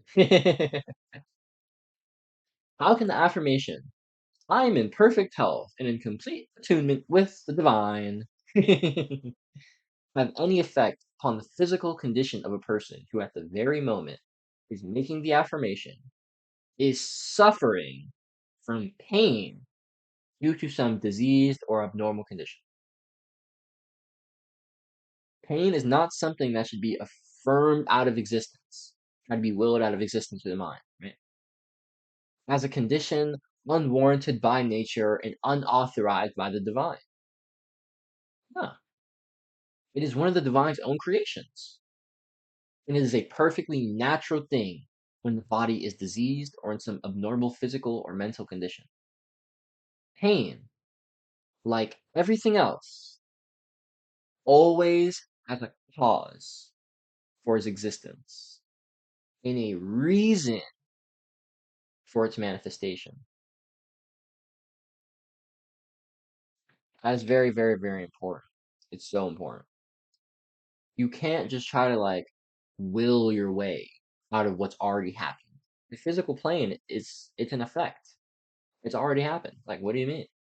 The thing is already done. Like I said earlier, guys. What did I say earlier? The reality you're experiencing has already been created by a previous version of yourself. Say that one again. Zoom in for this one. The reality that you're experiencing has already been created by a previous version of yourself. That is the key to understanding this video. Okay. So it seems like most of us get it wrong in thinking that we can somehow change an effect that has already occurred. I mean, when I put it like that, it sounds pretty fucking stupid, right? But it's okay. I was totally a stupid can right with you before I read that this morning. So that's why I knew I had to share that in today's letter, in today's video, so we could pop out of stupid camps together. You know what I mean, gang? I'm here with y'all. The second and sixth hermetic principles of correspondence and cause and effect, respectively, support the fact that this is important. This one is important. Okay, if we got note takers, write this one down. Any creation on the physical plane is an effect caused by a prior creation in the mental or the spiritual planes. Okay, I'm going to repeat that one. Any creation on the physical plane is an effect caused by a prior creation in the mental or spiritual planes. The mirror principle also supports this claim. External reality is the reflection, the after image, which is caused by your internal states. And so let's just pause here real quick. Let's just zoom in. Zoom in. Any single thing that has been created on this physical plane, anything, it is merely an after image of something that was already created in the mental, the spiritual plane. And so if there's something that you want to create in the physical plane, you have to stop focusing strictly on the physical plane. And you have to think, okay, how do I get in the mental and the spiritual planes? How do I create this internally so my external reality shifts effortlessly? How do I shift internally? My mindset, my beliefs, my emotions, my paradigm. How do I shift internally through inner work, through mindset, through learning, through introspection, through experimentation, through action, whatever? How do I shift internally in order to raise my frequency and therefore be at a frequency that attracts the reality that I want to create, achieve the goals I want to achieve, live a more conscious, a more creative, a more consistent, a more fulfilled life with a thriving business, with a loving partner, with amazing friends, whatever that looks like for you. How do I shift internally? Because like I said earlier, the reality that you're experiencing has already been created by a previous version of yourself. And so you have to get to the cause and stop focusing on the effect. That's what the rest of this video is going to help you do. Okay, doke. Let me see something real quick, actually. Oh, I've been recording. Damn. Shit. Shit. I just want to mark that real quick so I know when to go because I'm gonna use that. I'm gonna use that for the intro. So I want to know. All right, let's get back to it. Okay, so I'm gonna read that again, just so I can have the letter fresh and we can roll from there. So, the second and sixth Hermetic principles of correspondence and cause and effect, respectively, support the fact that any creation on the physical plane is an effect caused by prior creation in the mental or spiritual planes. The mirror principle also supports his claim. External reality is the reflection, after image, which is caused by your internal state. Therefore, we shouldn't focus our efforts on denying the physical plane's manifestations, as it would be a waste of time. We need to focus instead on being at the cause of these manifestations. Instead of putting our time, energy, or attention into thinking about the problem or what we can't control, we shift that time, energy, and attention thinking about solutions and what we can control. A very simple shift like that truly does create all of the difference. Here's a mirror principle teaching from the Gospel of Thomas that emphasizes the importance of focus and attention. Those who possess something will receive more, and those who have nothing will be deprived of even the little they have. Jesus, Thomas saying 41. Here, Jesus is teaching the mirror principle, law of attraction, and most importantly, observation. Observation says that whatever we are observing or consciously putting our attention onto can and will be made manifest if that observation is held for long enough and with emotional conviction. Those two are very important. Long enough and emotional conviction. Put simply, whatever we put our focus or attention on will continue to grow and further manifest in our physical reality so long as we believe that it will. Like I said, long enough and emotional conviction. Both are important. That emotional conviction part is so long as we believe that it will. Not all thoughts are going to materialize into reality. Only thoughts that are charged with emotional conviction. I know that the actions I'm taking is moving me towards the reality, and I know that this reality is going to materialize. I know that I'm moving towards my goals. I know that I'm moving towards making money online. I know I'm moving towards those clients. I know I'm moving towards those calls. I know I'm moving towards those subscribers. That's what I'm doing right now. And I know that I'm moving towards those muscles. I know I'm moving towards improving my art. I know I'm moving towards New York City. I know I'm moving towards that. And you know what else? I know I'm abundant. Ah, I know I already have so much. I have so much influence already. You know what I was thinking about earlier? It's so crazy. So my newsletter, right? This newsletter I'm reading right now. I probably get I have about 30 people who basically like read like all my newsletters. And thinking about that, putting that back into perspective. When I was back in June and July, right? When my frequency was higher and I was manifesting like crazy, I was focused on the small wins and I was like super hyped that I had like 3 views on a video because I was like, yo, every view matters. Every view is like a person's mindset I can shift. Like I had this like teacher mentality. It's like, okay, 1 view is 1 person. It's like 1 student I can help. That's lit. 5 people, that's like a small group. Let's go. 10 people, that's like a small classroom. 20 people, that's like a regular. 30, that's like a bigger classroom. 100 people, that's like a freaking like a all classroom or some shit. We start pushing 1,000 people. Now we're talking talks. It's like I have 1,000 subscribers. I have the reach to hit 1,000 people. What the fuck? You know what I mean? Um, but I have on my newsletter, I have about 30 people who like read like all my stuff. And then I have another 30 to 40 people who tap into most of my stuff as well. And that is out of my so that's like 70 people out of my 160 that I have on my list. That is so fucking cool, man. And it's so sick. Like whenever I upload YouTube videos, in like the first like 5 minutes, because I'm like a YouTube studio fiend trying to check my numbers, I gotta detach more from those. I'm trying my best. I see that like in my first like 5, 10 videos, I mean 5, 10 minutes, I like usually have a view there. It's like, damn, bro. That means that some people like have like basically notifications on for me. I'm like, yo, that's fire, bro. Like that's fucking sick, dog. Like pound that shit, gang. Like, oh my god.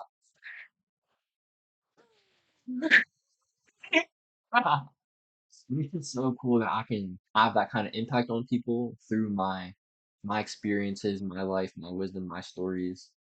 I want to spread God's gospel how I interpret it.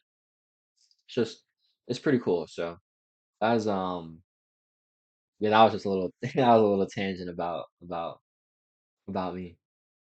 But let's get back to let's get back to the letter. So yeah, this is important. Okay, so whatever we put our focus on or attention on will continue to grow and further manifest in our physical reality so long as we believe that it will. Okay, so that is the power of observation. This is exactly why the rich get richer and most poor people don't. The rich focus on what they possess, which is money, and so money comes to them in more abundance. On the contrary, most poor people focus on not possessing money. However, All this does is tell the universe, right? All this does is just signal to the universe that you possess a lack of money, right? It's like, oh, I'm focusing on not possessing money, which means you're signaling to the universe that you possess a lack of money. And so if you're possessing a lack of money, all the universe can reflect back to you is that belief, creating a lack of money and more abundance. Abundance is the nature of God, whether that's an abundance of having or an abundance of not having. There is only abundance in God's universe. That's tricky like that. And so when it comes to focusing our thoughts, energy, emotions, and actions, it should be towards what you possess and where you'd like to go, not on what you lack and what you're running away from. Very important. I'm going to say that again, actually. When it comes to focusing our thoughts, energy, emotions, and actions, it should be towards what you possess, what you currently have. This is why gratitude is so powerful. So you're putting your focus, your attention on what you currently have, and you're grateful for that. I just told you how I was so grateful for my 30 people in the classroom. I love you guys. I love my tribe. So happy. Like you can't fake that kind of energy, right? You know what I mean? It's like when you can feel that genuine about what you have, that's when it's gonna fucking manifest, bro. You're gonna raise your frequency. You're gonna take that, you maintain that, you keep going that, you hold that. We're gonna talk about the delay later, but you hold that frequency, it's gonna manifest. And as soon as you detach, the moment you don't need it, boom, it's gonna come into your reality. All right. So yeah, focus your thoughts, energy, and emotions and actions on what you possess and where you'd like to go, not on what you lack and what you're running from. If you're struggling with shifting your focus or mindset on your own, you'd like some help, I'd love to help you. Book a 15, 30, or 90-minute coaching call with me. It's in the description. All my links in the description. Cool. Shift. Let's refer back to the opening quote of the letter. Mystics who are truly familiar with the laws of nature and operation of cosmic methods know that personal control over their own affairs and the use of their will to regulate conditions must be directed toward changing the causes of conditions rather than denying the manifestations of these causes. True mystics know that it is wrong and unsound to admit outwardly or inwardly the existence of a condition that is not real. Mystics will not accept that they must continue to suffer from pain, disease, poverty, or the lack of necessities. They will even go so far as to deny these things the power to enslave them. Mystics are quite positive in their negation of omnipotent power assigned to material thing of their earthly life to control their lives and to limit the enjoyment of cosmic blessings. But mystics deny these things and rule them out of life, not by affirming that the manifestations do not exist, but by affirming that these things shall not continue to be, and are not what they seem to be, and must submit to their will. Here, Harvey is saying that we must put our focus on changing the causes of a manifestation, not denying that the manifestation exists when it clearly does. That's not doing that for us, gang. You mean? Fix your intention, the masculine component of the mind, and desire, the feminine component of the heart, on moving closer towards your goals instead of running away from your current reality, right? This positive fuel of moving closer towards, right? Closer towards more abundance rather than away from more lack. Do you get the paradigm here? I have abundance and I would like to move closer towards more abundance rather than I have lack. I'd like to get away from more lack. Completely different mindset. One's an abundance mindset, one's a scarcity mindset. You shift from scarcity to abundance, you hold that for long enough, trust me, the shift will happen. The shift will happen. Ask yourself, What actions can I take that will move me closer toward my desired reality? Once you get an answer, take action with faith and emotional conviction that what you're doing is working. Maintain your high internal state by keeping stable emotions regardless of the conditions of the 3D. It's very important.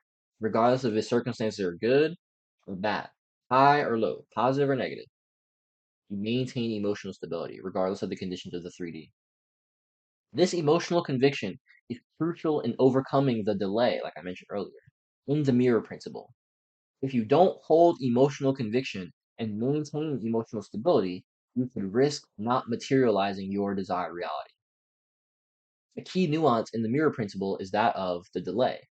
After an unknown period of time, the desired reality traveling through space-time will collapse into your current reality. This unknown period of time is the delay. The mirror has a delay because the internal state is of the spiritual and mental planes, yet the external reality is of the physical plane. Since our physical reality is bound to the confines of space-time, there is a delay in reflecting what the mirror shows. In the mental and spiritual plane, manifestations are simultaneous because they're not restricted by space-time. If we want to manifest in the physical, we must start in the mental and spiritual and hold the thoughts, beliefs, the paradigm, the self-identity, right, the emotions, especially the emotions, of the version of yourself in your desired reality. Hold the thoughts, the beliefs, the self-identity, the paradigm, especially the emotions of the version of yourself in your desired reality. Ask yourself these questions. How would that version of myself feel when times get hard? How would that version of myself believe? I mean, what does that version of myself believe about myself and my world? Right? That's my self-identity and my paradigm. That's what the mirror reflects back to me. Can that version of me maintain faith when things get rough? That's your ability to maintain emotional stability and to stay true, hold convicted, stay in mind heart coherence, although you don't see things in the 3D plane. If you guys know neuro knowledge, which you probably do, he likes to say his definition of manifestation, which I love, it's amazing, is manifestation is internally shifting to a degree to which you are no longer emotionally dependent upon seeing reality a change. Okay, I'll say that again. Manifestation is internally shifting to a degree in which you are no longer emotionally dependent upon seeing reality change. In simpler terms, whether you feel good, you feel bad, right? Whether you're lit, whether you have a good state of consciousness, right? Abundant state of mind, right? Whether you're in love, an abundant state of mind, high state of vibration, or you're letting worry or stress or lack, fear, anxiety. It's okay to feel those things. We all have those emotions, right? And to feel those things and to have those things come through our body. But we have the opportunity to say, oh, okay, I feel this, but this isn't the actual truth of my reality. I am abundant. You can start thinking about the grateful things, the things that you are abundant of. You can start thinking about your gratitude and things like that, right? You can't control your first thought, but you can control your second, third, fourth, fifth, sixth, and seventh. You know what I mean? Well, every single one after your first. And so that intention is important, right? And so manifestation is truly about shifting internally. So you're no longer emotionally dependent upon seeing the 3D plane change, detaching from the 3D plane changing while holding intention and desire, and that holding of intention and desire, the masculine and feminine, while being detached internally.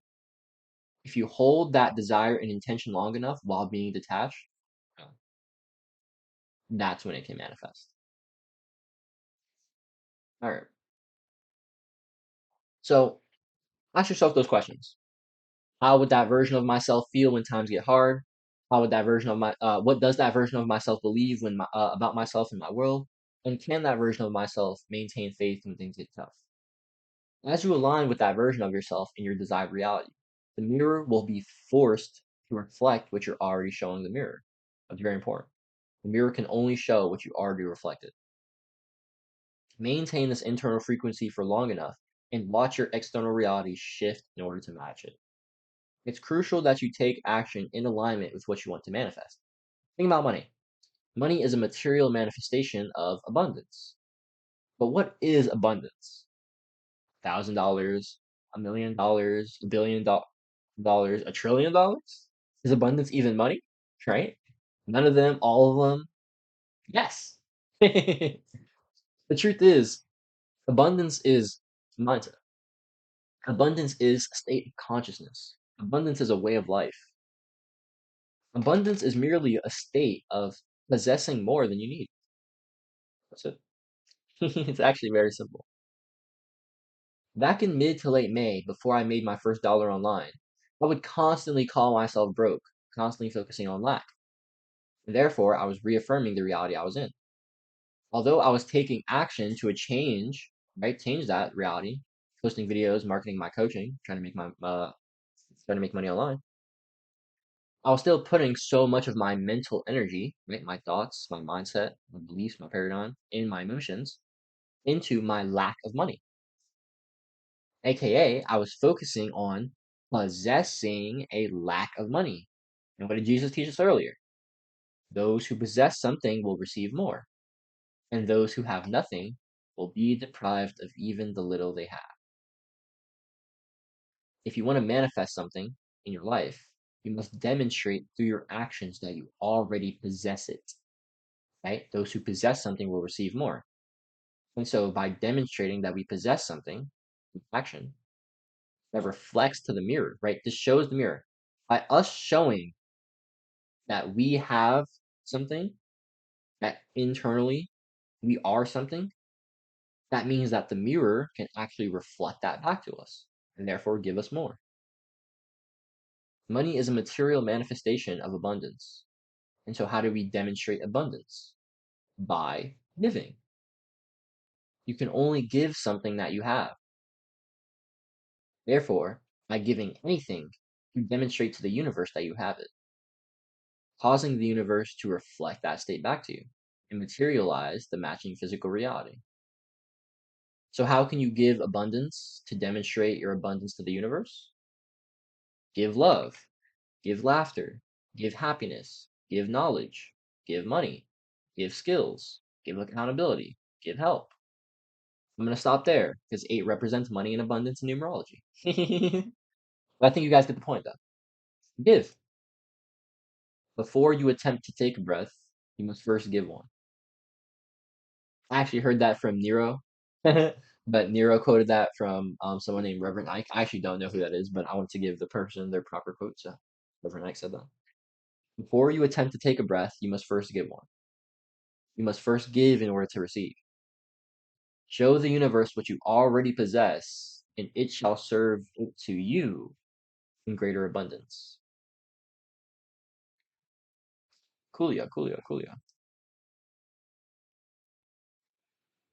Go within. Oh, shit. Whatever possessions of yours you focus on will come to you in greater abundance. And whenever you put your focus on what you lack, that must create more lack in your reality. This got really hammered into me. Pause. When I made $0 back in September. $0 online. I made my first $1,200 online in July, but I hadn't signed any new clients in August. All the money I made in August was recurring from previous clients. Okay, there. I was making sure my frame looked okay. Actually, I kind of want to. Yeah, there we go. That's fine. Actually. In August, I was sleeping deep back into lack consciousness and was super worried and stressed about making more money. I began feeling unworthy of the money I'd made at that point, and this led me into a deep rut of materializing my negative projections. I was heavily focused on not having clients and not making money. And so what happened? The mirror reflected $0 revenue the next month. But after I had made my first, hopefully only, $0 month after making money, I realized something. I'm not fucking dead. No. I ain't dead. They be alive. You know what I mean? It's like I was so attached to making money for my survival, and yet I'm still living, baby. We still live. And after that, my entire paradigm shifted. I literally went from the highest I'd ever been in July to the lowest I'd been in about 2 months. The lowest I'd really ever been was first quarter 2023, but the second lowest I'd ever been was like September, genuinely. So July to September, 2 months. But also alive. And after you hit the bottom and realize you didn't die once you hit it, you grow a certain aura of invincibility. You know what I mean? And now JC Dubs is back, and he's back with a vengeance. See that muscle, baby? See those gains coming to the gym? It's that pump. You guys in the email, if you're new to the channel, you don't know, but anyone in the email or who's been following me since June, definitely since August, but if you've been following me since June or July, definitely. But you guys in the email have seen me shifting coaching offers, how I'm trying to make content, whatever, so many times. Trying to figure out what I'm trying to do, who I want to serve, and how I kind of do that the best I can. Right? But now I know what it is, and I've settled on mindset and inner work coaching for conscious creators, helping creators use mindset, metaphysics, inner work, and esoteric self improvement, right? Lifelong learning, holistic health, and conscious creation to become more conscious, creative, consistent, and fulfilled creators. The reason I focus on mindset and inner work is because everything starts in the inner world, right? In the mind and the heart. Everything starts in the inner world. Everything starts in the mental or spiritual planes and then manifests onto the physical plane. Therefore, I want to help people master their inner world and thus become masters of their outer worlds, while still emphasizing the importance of the outer world and giving my clients accountability to hit their goals. Those are the three pillars of my one-to-one like monthly program: mindset, inner work, and accountability. So it's the mindset and the inner work. The mindset and the metaphysics is to give you foundation to, it's the mental foundation. Inner work tactics are the things you actually do. This is the journaling, the meditation, the contemplation, the walks, those kinds of things. It's also taking action, having hard conversations. It's also creating things. So accountability also comes into that one. So they're like, it's a simple protocol, but I've often found that it's not complex things that we need help with. It's just doing the simple things on repeat and knowing that the simple things we are doing are actually the things we should be doing and that we're doing them well enough to create the result that we want to create. And so that's what I want to help my clients do. So if that sounds interesting to you, link's in the description. But yeah, if anything in this letter resonated with you and yeah. If anything in this letter resonated with you in this video, and you're ready to take action to begin creating a more conscious, creative, and fulfilling life through mindset, inner work, esoteric self-improvement, I invite you to join me on my on a one-to-one coaching call, or in a 15-minute discovering call for my one-to-one session, for my monthly session. Blah. If you're not familiar, a coach is basically like a tutor from school, someone who is ahead of you at the subject due to study and or experience, and can help you improve faster with one-to-one guidance. If you think about like a math tutor, you've been a math tutor because this person is better than you at math and they can help you get better grades in your math. And so it's like for me, I've been on my mindset and inner work journey for 5 years. I've been on my self improvement journey for 16 months. Been on my mystical journey for 7 months. I've been on this journey of like improving myself and like putting the work in for 5 years. And I have this like mystical approach now that I want to help people apply to their life because that was what helped me make the most progress in this shorter amount of time. Like I've easily made the most progress in the last 7 months than the 5 years. You know what I mean?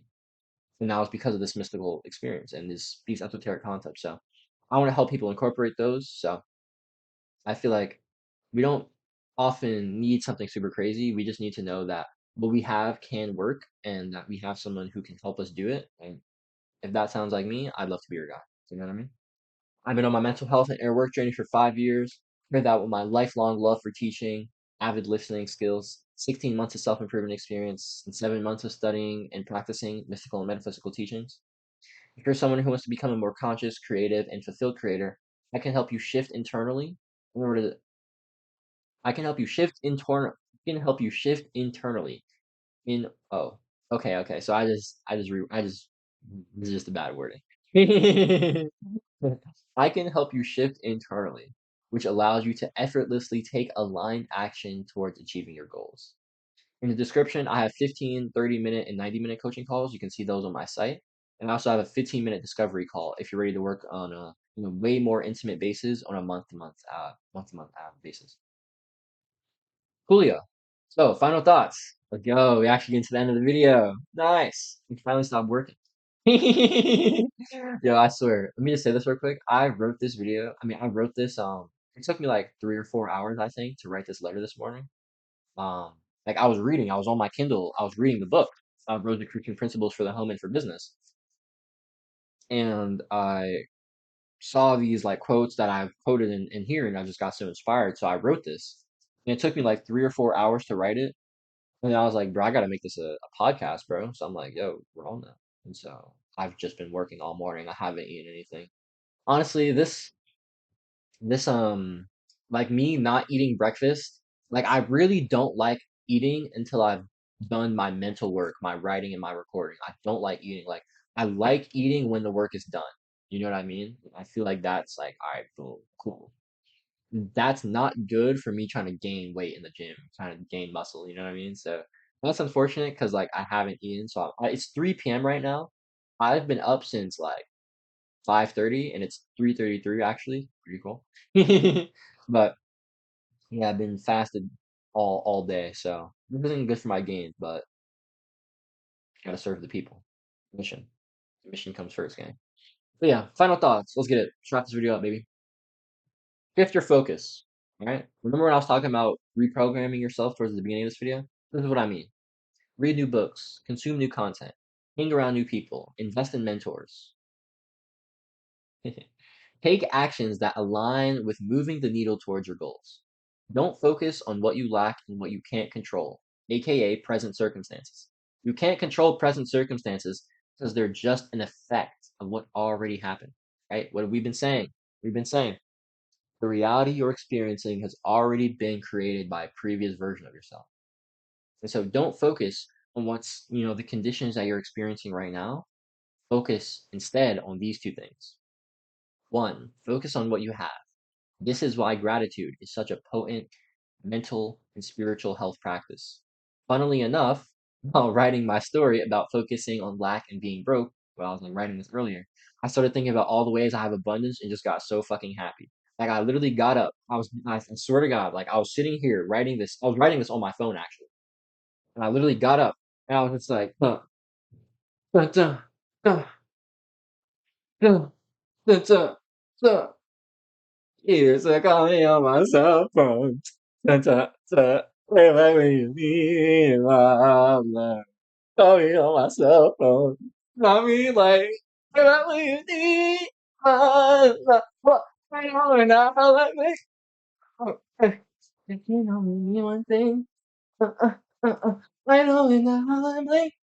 Uh, uh, it can only mean one thing. I'm sick, you. I don't know the words now. But I kid you not. I literally just got up, started singing and dancing to Holland Boy. Like not like the song itself. I started singing it myself like I did just now. Oh, gratitude, truly a magical practice. So yeah, focus on what you have. Gratitude. Put your focus on that. Put your focus on what you do possess. Like I was telling you guys about earlier.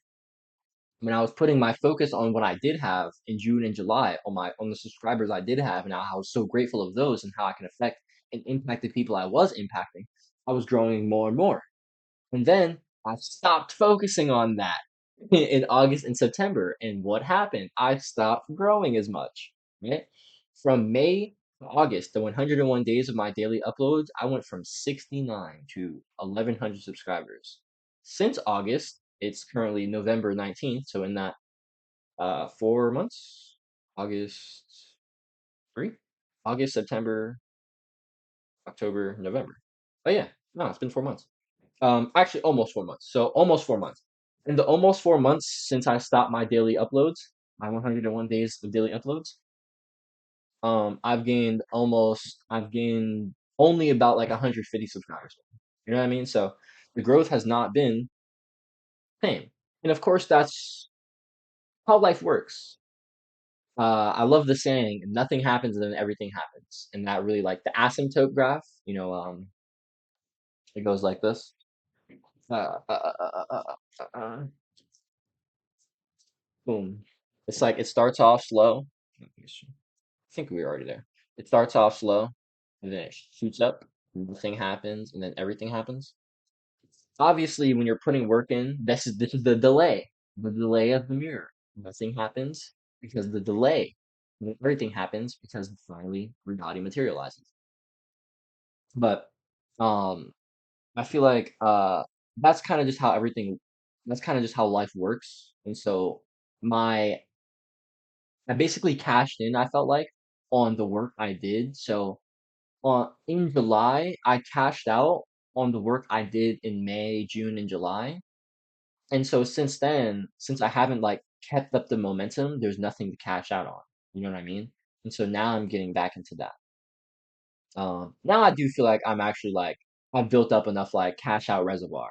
You know what I mean? Like before I had limited beliefs about like sales coming in, like, oh, I'm not worth these sales, like stuff like that. Like I had my own blocks. Like now it's just like, oh nah, what? Of course I'm worth these sales. I'm out here dropping the sauce. I'm out here like Liz fuck, I'm out here trying to serve my people, serve the tribe. And someone wants to come to me so I can help them create their reality, help them achieve their goals more. We fucking lit together, gang. Let's boom, boom, boom, boom, let's go.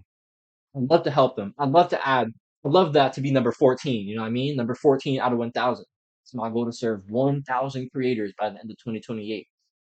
I've served 13 so far. So if you want to become 14, I'm hyped, you know what I mean? But yeah. Cool. So gratitude, focusing on what you have. Awesome. Number 2, focus on what you can control, aka creating your future reality. Okay. Actions that will move you closer towards your goals, right? Focus on that. Focus on the people that can teach you, hold you accountable. Focus on the thoughts that you allow to grow in your mind. Focus on the emotions that are in your body. Focus on these things, the things you can control, because you can control all of those things. And by not doing so, you're doing your future self a disservice. By not controlling yourself today, you're doing your future self a disservice. Remember when we talked about discipline? There's a reason I end all my letters and all my videos with this. Do it today, be better for it tomorrow. It's because the mirror has a delay. Oh man, finally finished the letter. So yeah, that was me, guys. I'll show you all my little ending. This is how I end all my newsletters. Do it today, be better for it tomorrow. Stay blessed and stay loving. And I got this. You want to check out my little website? Check out my website. I got my stuff here. Free ebook. Check that out. Course on sale for Thanksgiving, Cyber Monday. Coaching calls also on sale. So tap in. Tap in. But definitely cop the free ebook. 70 pages of sauce for free. That's in the description. Check that out. But yeah. Yes. If you found this video valuable, appreciate you for I'd like to ask for a quick favor. If there's anyone you know who resonate with like the message of DRC, digital renaissance creators, esoteric self-improvement, the value in this video in general, right? Please send them this video. Like please. I'd really appreciate you for helping us expand the collective and grow our spiritual tribe. It means a lot to me. All right. Appreciate you, gang. So yeah. That's all I got for y'all, man. Pretty sure. Pretty sure I don't got nothing else, man. I've been fucking yapping for like 2 hours or some shit. It's been lit, man. Love, love my life, bro. I can literally sit here, read something that I love, like be inspired by like some spiritual concept, and then write something for 3 hours about my own experience, how it relates to me, and how it can help others in their life.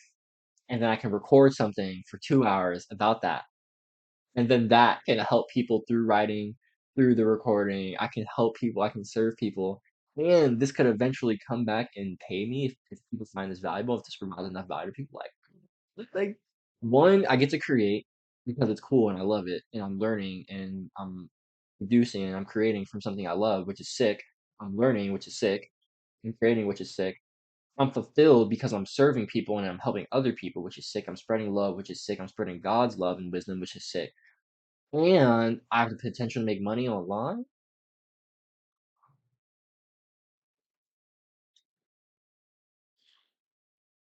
Just gonna say, if you're not documenting your life, go watch my last video about documenting your life because you need to be online creating content. All right, I'm done yapping. I need to go get food. I need to go hit the gym, and then I need to go to bed. All right, gang. Appreciate y'all. First episode of the DRC podcast. Anybody who wants to be a guest, shoot me an email. All right, my email's in the description. Shoot me an email. I'd love to have you on. I'd love to see what we can do. Yep, about that. Also, anything you'd like me to talk about? Any like um future topics? Leave those as comments in the description. Appreciate you guys. All right, I'm out. Do it today. Be better for tomorrow. Stay blessed. Stay loving.